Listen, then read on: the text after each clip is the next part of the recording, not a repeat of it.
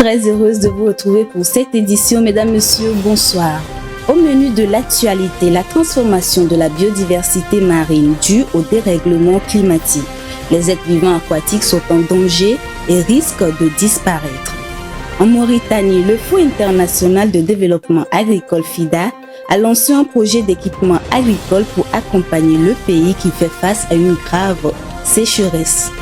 Également dans cette édition, le rôle du citoyen dans la protection de l'environnement, la population s'est prononcée. C'étaient les titres. Bienvenue, voici pour vous le journal.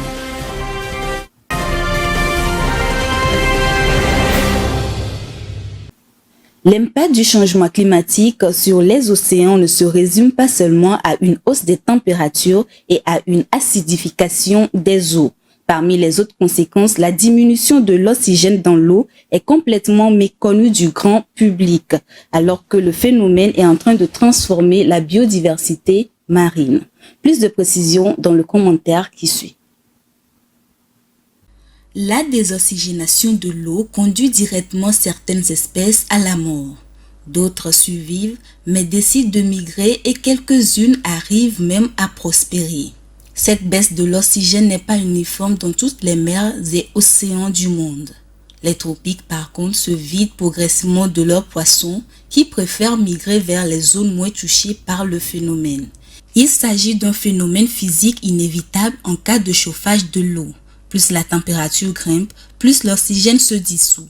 Or, plus les eaux sont chaudes, plus les poissons ont besoin d'oxygène pour que le métabolisme fonctionne normalement, en particulier les espèces de grande taille. La diminution de l'oxygène dans l'eau est donc en train de transformer la biodiversité marine et la répartition des espèces.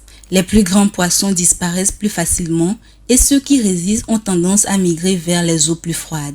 Les poissons vivant dans les eaux proches de la surface remontent encore plus haut au risque d'être pêchés plus facilement.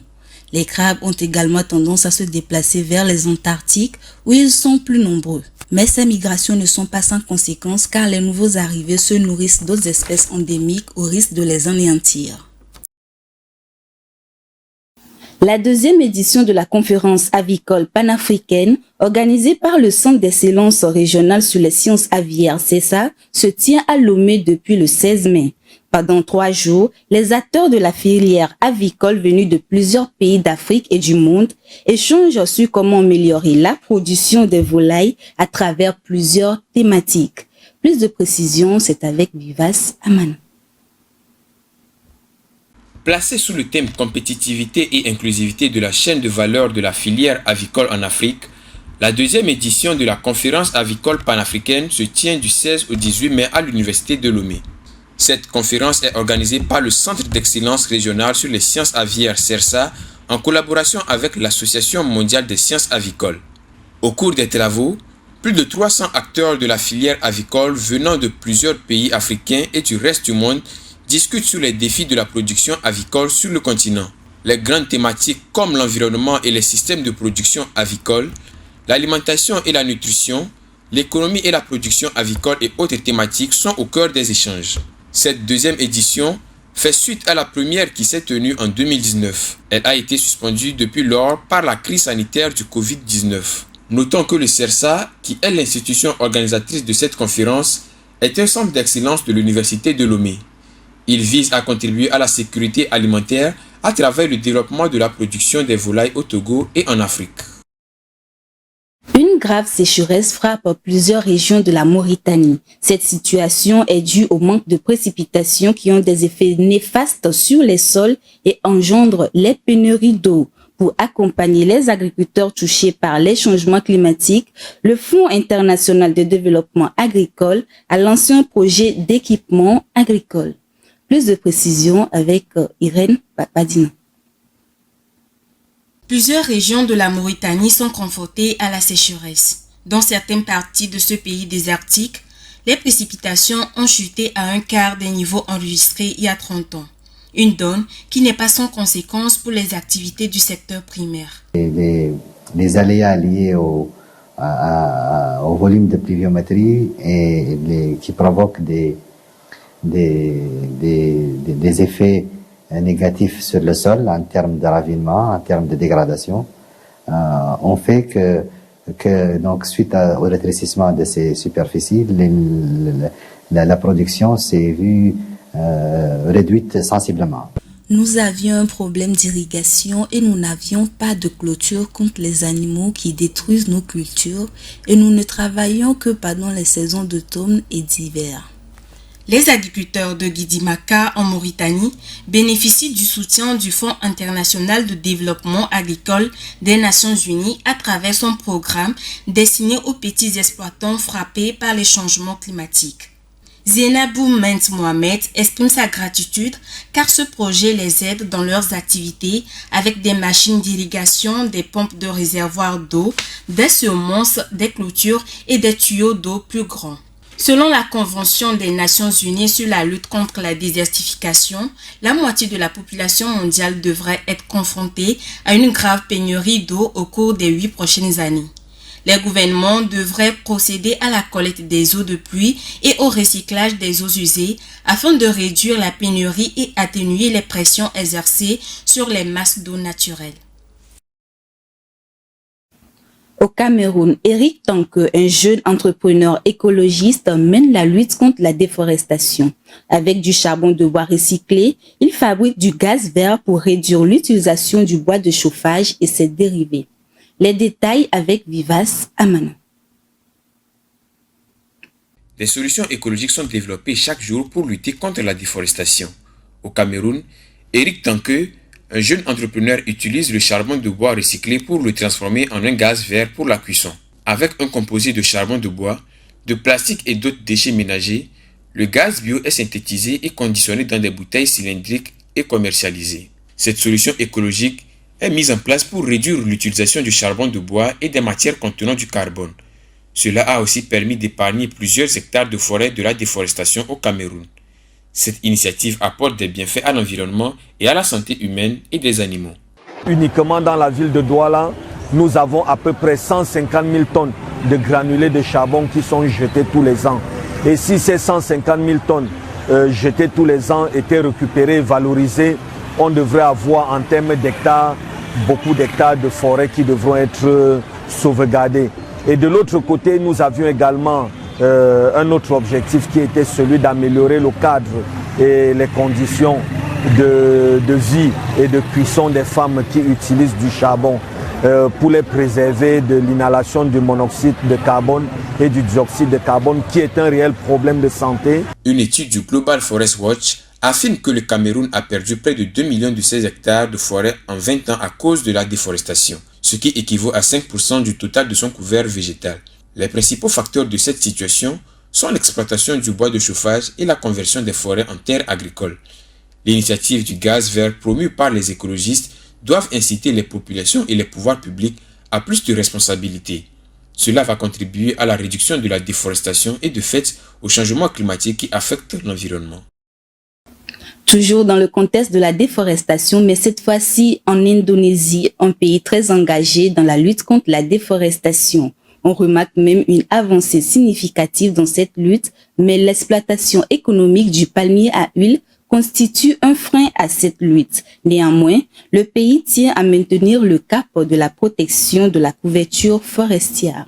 Retrouvons Vivace Amana. La déforestation est en recul de 17% dans l'archipel indonésien. Ce pays abrite la 8e plus grande superficie forestière du monde. Mais le phénomène est loin d'être enrayé. Le rythme de la déforestation est en baisse dans ce pays de l'Asie de l'Est. Le concept de déforestation zéro défendu à l'international a suscité une certaine résistance de la part du gouvernement indonésien car cela ralentissait le développement économique. En effet, la production de l'huile de palme est l'un des poumons économiques de ce pays et éviter la déforestation engendrerait un ralentissement de cette économie. La production de l'huile de palme est l'un des poumons économiques du pays et éviter la déforestation engendrerait un ralentissement de cette économie. Face à ces enjeux, il semble nécessaire d'améliorer la gouvernance dans la gestion des forêts. Une cogestion avec les acteurs non étatiques est envisagée. Pour la protection efficace des forêts, les acteurs non étatiques sont impliqués également. Dans l'optique d'atteindre la déforestation zéro, une forte volonté politique et une coopération avec les acteurs publics, privés et internationaux est nécessaire. Les opérations de reboisement sont organisées fréquemment pour assurer un équilibre forestier et protéger l'environnement. D'autres pays de l'Asie et du reste du monde doivent s'inscrire dans cette dynamique de maintien de la couverture végétale. Les régions côtières de la Normandie en France vivent sous la menace de plus en plus croissante de l'érosion côtière. On assiste à des effondrements de terrain qui obligent les autorités à prendre des mesures urgentes. Sur la côte basque, ce n'est qu'une question de temps. Quelques années tout au plus avant qu'un ultime éboulement n'emporte la maison de ce riverain. Là, on est à une vingtaine de mètres, une dizaine de mètres. Et ma maison est par là-bas. Je suis à une cinquantaine de mètres. Et quand on vient ici, qu'on investit ici, c'est pour avoir la vue. Le prix, on va le payer tôt ou tard, je pense. Les chanceux propriétaires d'aujourd'hui seront les perdants de demain. Ici, le trait de côte recule d'1 mètre chaque année. Et la mairie ne peut rien y faire. Elle concentre ses efforts près du centre-ville, là où le processus peut encore être un peu ralenti. On n'a pas d'autre solution que de protéger, avec des plantations d'une végétation endémique, pour essayer de coloniser à nouveau la falaise et lui permettre de mieux vivre les agressions du temps et de l'eau. Le son effrayant des éboulements devient une habitude. Ici à Étretat l'année dernière. À Fécamp, en Normandie toujours, il y a 2 mois.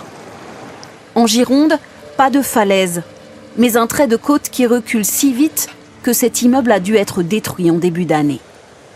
20% des côtes françaises sont très menacées. D'ici la fin du siècle, 50 000 logements pourraient être concernés, comme à 800 dans le Pas-de-Calais. Ici, la Manche a gagné plus de 300 mètres en 70 ans, s'approchant dangereusement de 250 habitations. Là, c'est la dune qui protège nos maisons, donc vous voyez qu'elle est très, très légère. Il n'y a pratiquement plus rien.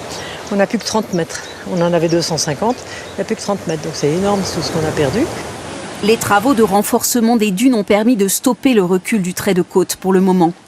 Une accalmie qui fait revenir les acheteurs contre toute logique. Et alors, les maisons se vendent quand même très bien dans le coin, c'est ça qui est un peu sidérant, à des prix astronomiques, parce que 800 c'est passé très très cher. Et vous achèteriez aujourd'hui compte tenu de ce qu'on sait ? Non, j'achèterais pas en bas de 800. D'ici 50 ans, la dune devrait finir par céder.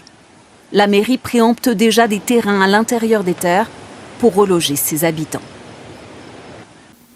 En Italie, on assiste à des inondations dramatiques depuis mardi dans la région de Bologne. On enregistre au moins 5 morts et 5000 personnes évacuées suite à la montée des eaux. 23 régions sont touchées par ces pluies dévastatrices. À l'aide, à l'aide! Réfugiés aux étages des maisons, les habitants du village de Faenza en Émilie-Romagne sont pris au piège. Impossible de sortir sans l'aide des pompiers. Dans les rues inondées hier soir, les secouristes étaient ralentis par la pluie qui s'est abattue toute la nuit sur le secteur. Au total, 5000 personnes ont été évacuées. Ces précipitations records ont touché 23 communes, transformant les rues de la petite ville de Cesena en rivière. Depuis hier après-midi, selon les experts, il est tombé l'équivalent de 3 mois de pluie, faisant déborder 14 rivières de la région. Au pied de cet immeuble, l'eau est montée si vite que ce sont des voisins à la nage qui ont secouru cette mère et son bébé in extremis. J'ai déjà vécu un épisode comme ça quand j'étais petit, mais la situation est difficile. Il n'y a qu'à regarder autour de nous. C'est très inquiétant. Ce matin, le trafic des trains a été suspendu autour de la ville de Bologne et l'une des autoroutes fermées. Depuis le début du mois, c'est la 2e fois que la région est frappée par des inondations meurtrières. Des actions sont menées chaque jour dans le monde par les autorités et acteurs en lutte contre les changements climatiques pour freiner ce phénomène. Cependant, le citoyen a sa partition à jouer dans la protection de l'environnement. Quel est le rôle du citoyen dans la protection de l'environnement? La population s'est prononcée au micro de Rafietou Mberikou. Pour protéger l'environnement, le citoyen doit éviter l'abattage anarchique des arbres, procéder au reboisement, nettoyer ses alentours, éviter les feux de brousse. En tant qu'un bon citoyen, on doit préserver l'environnement, faire le reboisement, éviter le déboisement, sensibiliser la population pour que notre environnement soit propre.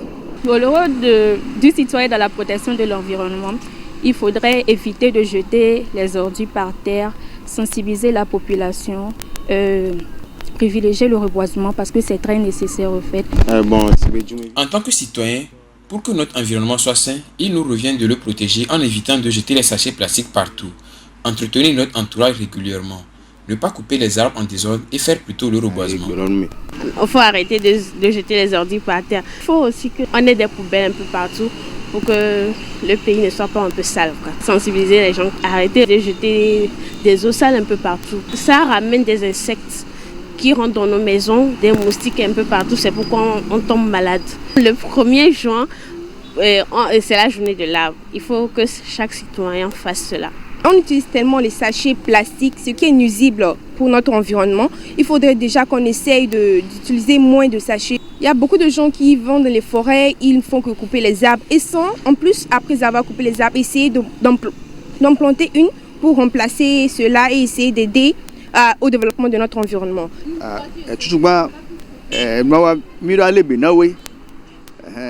Nous devons prendre soin de notre environnement en faisant le reboisement, en jetant les ordures dans les poubelles et non pas partout. Il faut également privilégier l'utilisation des motos écologiques. Ainsi prend fin ce journal. Merci de votre fidélité. Bonne suite de nos programmes.